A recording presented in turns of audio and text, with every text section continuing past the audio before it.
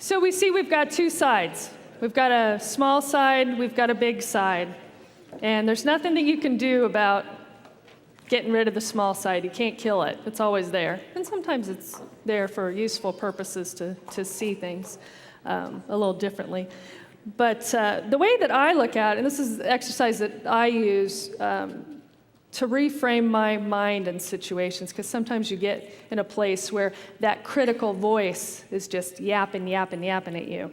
And I've actually visualized it as one of those little yappy rat dogs, you know, that are just, and you want to kick them, but you like animals, so you just don't want to kick them. And by the way, on video, no real animals were used in my presentation and harmed in any way. This is just a side story. I used to, one of my earlier relationships in my life, his mother had one of those little rat dogs. I don't know what they're officially called, but I call them rat dogs. Little tiny, her name was Diva. And Penny had a $1 million home on the waterfront in Huntington Beach. All of you cleaners, we can bond on this. Went to the home, $3 million home, just gorgeous, gorgeous. And she's like, I want you to look at my carpet. I'm thinking about having it dyed. And I go into the living room, and the stench is unbelievable. And you've got this little tiny dog, and there must have been 28 huge urine stains in this living room, yellow. It was a green carpet, and all turned yellow. And what color do you think I should dye to kind of take care of these?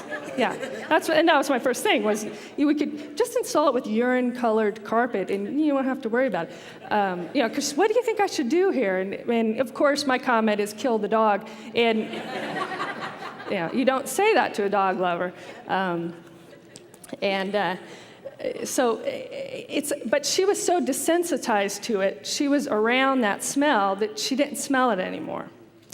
And the critic, and Diva was in control of that house. I'm like, why don't you let her stay outside?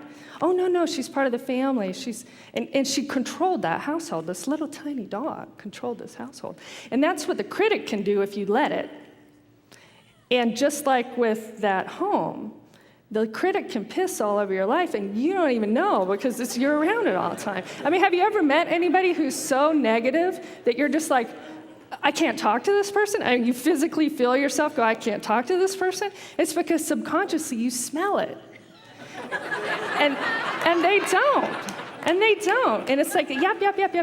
And again, you don't want to kill the dog because the dog's cute, but you can train the dog. You can put the dog outside, and you can still hear it yapping, and when you want to go play with it, or, that's fine. But the bigger self is polite, and it's not jumping to try to get all the attention. It's not the little dog trying to go, pay attention to me, pay attention to me, pay attention to me. It's just quietly always sitting there.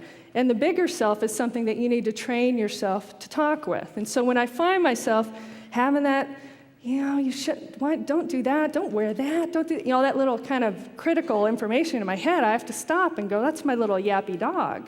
What's my bigger self think? And ask.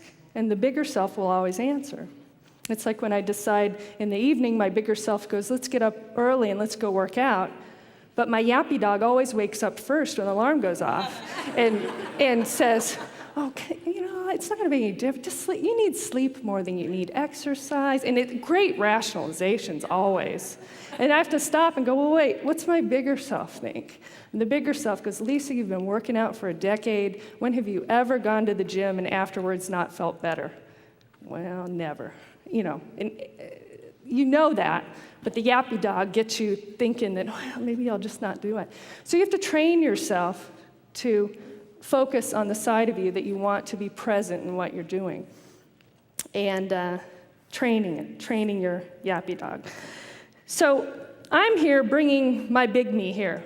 Everybody that comes on this stage is bringing their bigger self here. We're bringing the best of ourselves here to deliver to you. But we're just part of the equation. And so which part of you do you think that we need to be in the audience when we're teaching to you? We need to have your bigger self here. And so if you find yourself, when something's being taught, hearing that voice say, that's not going to work for me. Len and Annette, they can do that, but that wouldn't work for me. recognize that that's your yappy dog and just tell it to shush and pay attention to your bigger self, your dreamer, your one that knows that you can do absolutely anything on this planet. That you own a business means that you took an idea, you took nothing, and you created a miracle out of it. You created a business. Even if it's not working perfectly the way you want it to right now, you created something from nothing, and you have the power to do anything with your life right now.